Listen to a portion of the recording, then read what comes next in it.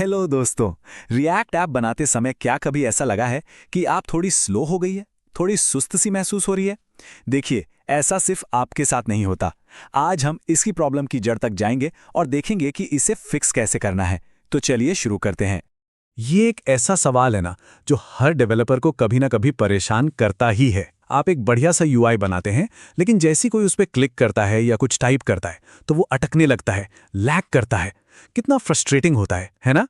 तो आखिर ऐसा होता क्यों है? और इसका जो सबसे बड़ा विलेन है ना, वो है अननेसेसरी री-रेंडर्स। अब देखिए, रिएक्ट में कंपोनेंट्स का री-रेंडर होना तो नॉर्मल बात है। यूआई अपडेट ही ऐसे होता है। प्रॉब्लम तब होती है जब कंपोनेंट्स बिना किसी वजह के, बिना किसी रियल चेंज के बार-बार री-रेंडर होते रहते हैं।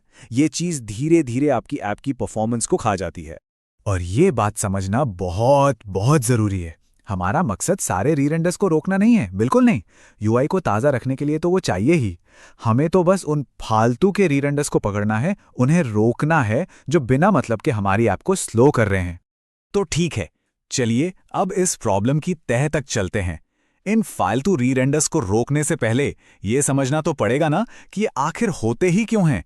इसके पीछे कुछ मेन रीजंस हैं। चलिए उन्हें देखते हैं। तो देखिए, इसके दो मेन कारण हैं। पहला तो बड़ा सीधा साधा है। जब भी कोई पेरेंट कंपोनेंट री-रेंडर होता है तो वो अपने सारे चिल्ड्रन को भी री-रेंडर कर देता है, भले ही उन्हें इसकी ज़रूरत हो या ना हो। अब दूसरा वाला थोड़ा ट्रिकी है, और वो है रेफरेंस। इसे ऐसे समझिए, जब भी आप कोड में a:1 जैसा कोई नया ऑब्जेक्ट बनाते हैं तो जावास्क्रिप्ट उसे एक यूनिक आईडी कार्ड, एक नया पहचान पत्र दे देता है। अब भले ही दो ऑब्जेक्ट्स दिखने में बिल्कुल एक जैसे हों, रिएक्ट उनके आईडी कार्ड को देखता है और कहता है, अरे ये तो नया है, और बस हो गया री-रेंडर। तो अब जब हमें प्रॉब्लम पता है तो चलो सॉल्यूशन की बात करते हैं। सबसे पहली सिचुएशन है स्लो कैलकुलेशंस। सोचिए, आपके कंपोनेंट में कोई ऐसा फंक्शन है जो बहुत भारी भरकम काम कर रहा है, बहुत टाइम ले रहा है।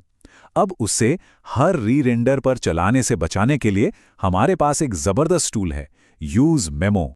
प्रॉब्लम यह है कि एक स्लो फंक्शन हर एक री-रेंडर पर चलता है, चाहे उसकी जरूरत हो या ना हो। आप सोच के देखिए, आप जब भी कमरे में घुसते हैं, आप एक मुश्किल मैथ्स प्रॉब्लम सॉल्व करने बैठ जाते हैं, चाहे कमरे में कुछ बदला हो या ना बदला हो। ये तो सरासर टाइम की बर्बादी है ना? एग्जैक्टली यही आपकी ऐप के साथ भी हो रहा है। और यहीं पर आता है यूज मेमो। ये हुक क्या करता है? ये रिजल्ट को कैश कर लेता है, मतलब याद रख लेता है। हम रिएक्ट को सीधा सीधा बताते हैं, देखो, इस कैलकुलेशन को दोबारा तभी करना जब इसका कोई डिपेंडेंसी, जैसे यहां काउंट की वैल्यू बदले, वरना पुराना वाला रिजल्ट ही यूज कर लो। कितना स्मार्ट तरीका है फालतू के काम से बचने का। तो शॉर्ट में कहें तो यूज मेमो वैल्यूज के लिए एक मेमोरी, एक कैश की तरह है। ये आपकी ऐप को बार बार वही भारी काम करने से रोकता है, जिससे ऐप फास्ट और रिस्पॉन्सिव बनती है। ठीक है, तो हमने वैल्यूज को कैश करना तो सीख लिया, पर फंक्शंस का क्या? हर री-रेंडर पर नए फंक्शंस का बनना ये एक और छुपी हुई परफॉर्मेंस प्रॉब्लम है। ये उतनी साफ साफ दिखती नहीं, पर नुकसान उतना ही करती है। प्रॉब्लम यह है, जब भी कोई पेरेंट कंपोनेंट री-रेंडर होता है तो वो अपने चाइल्ड को जो फंक्शन एज अ प्रॉप्स देता है उसे हर बार फिर से बना देता है। अब चाइल्ड कंपोनेंट के लिए ये एक नया फंक्शन है, भले ही वो काम बिल्कुल वही कर रहा हो। ये कुछ ऐसा है कि आपको रोज एक ही इंस्ट्रक्शन के साथ एक ब्रांड न्यू मैनुअल थमा दिया जाए। आपको तो यही लगेगा ना कि कुछ बदला है, और आप पूरा मैनुअल फिर से पढ़ोगे, जबकि अंदर कुछ भी नया नहीं है। और इसका सॉल्यूशन है यूज कॉलबैक। ये हुक फंक्शन की डेफिनेशन को ही कैश कर लेता है। इसका मतलब जब तक इसकी डिपेंडेंसी नहीं बदलती, रिएक्ट हर बार वही पुराना फंक्शन रेफरेंस देता है। इससे चाइल्ड कंपोनेंट को लगता है कि प्रॉप्स में कोई बदलाव नहीं हुआ है, और वो फालतू के री-वेंडर से बच जाता है। तो इन दोनों को याद रखने का एक आसान तरीका है। यूज मेमो याद रखता है केक का स्लाइस यानी रिजल्ट, और यूज कॉलबैक याद रखता है केक बनाने की रेसिपी यानी फंक्शन खुद। दोनों का मकसद एक ही है, आपको बार बार काम करने से बचाना। बस एक रिजल्ट के लिए है और दूसरा इंस्ट्रक्शंस के लिए। ओके, तो अब हमारे पास स्टेबल वैल्यूज के लिए यूज मेमो है और स्टेबल फंक्शंस के लिए यूज कॉलबैक है।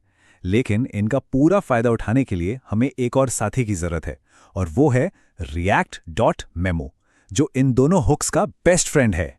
रिएक्ट मेमो एक तरह का सिक्योरिटी गार्ड है, जिसे आप अपने कंपोनेंट के बाहर खड़ा कर सकते हैं। ये रिएक्ट से कहता है, देखो, इस कंपोनेंट को तब तक री-रेंडर मत करना जब तक इसके प्रॉप्स सच में ना बदलें।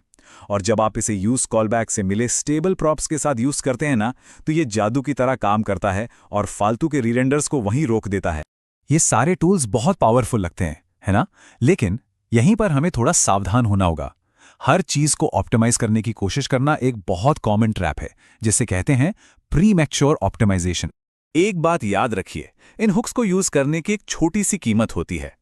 हर बार जब आप इन्हें यूज करते हैं तो रिएक्ट को पुरानी वैल्यू को याद रखने और नई से कंपेयर करने में थोड़ा एक्स्ट्रा काम करना पड़ता है। तो छोटी मोटी सिंपल चीजों के लिए ये ऑप्टिमाइजेशन फायदे की जगह नुकसान कर सकता है, मतलब आपकी ऐप को थोड़ा और स्लो कर सकता है। इसलिए रूल्स सिंपल है, पहले मेजर करो फिर ऑप्टिमाइज करो। इन्हें सिर्फ वहीं इस्तेमाल करें जहां आपको पक्का पता हो कि परफॉर्मेंस की प्रॉब्लम है। ये प्रोग्रामिंग की दुनिया का एक गोल्डन रूल है, हमेशा हमेशा पहले फंक्शनैलिटी पर फोकस करें। एक बार जब आपकी एप्लीकेशन सही से काम करने लगे तब परफॉर्मेंस टूल से देखिए कि स्लोनेस कहाँ है और फिर सिर्फ उन्हीं हिस्सों को ऑप्टिमाइज कीजिए। और ये सब फ्यूचर के लिए और भी इंपॉर्टेंट होता जा रहा है। रिएक्ट 19 में जो कॉन्करेंट रेंडरिंग जैसे फीचर्स आ रहे हैं, जो यूआई अपडेट्स को और भी स्मार्ट बनाते हैं, वो स्टेबल रेफरेंसेस पर बहुत ज़्यादा डिपेंड करते हैं। तो इन कॉन्सेप्ट्स को आज अच्छे से समझना आपको कल के लिए एक बेहतर डेवलपर बनाएगा, फॉर श्योर। तो अगली बार जब आप कोड में यूज मेमो या यूज कॉलबैक लगाने जा रहे हों, तो बस एक सेकंड के लिए रुकिए और खुद से पूछिए, क्या ये सच में एक परफॉर्मेंस प्रॉब्लम को सॉल्व कर रहा है या ये बस एक आदत बन गई है? क्योंकि सही समय पर सही टूल का इस्तेमाल करना ही एक ग्रेट डेवलपर की पहचान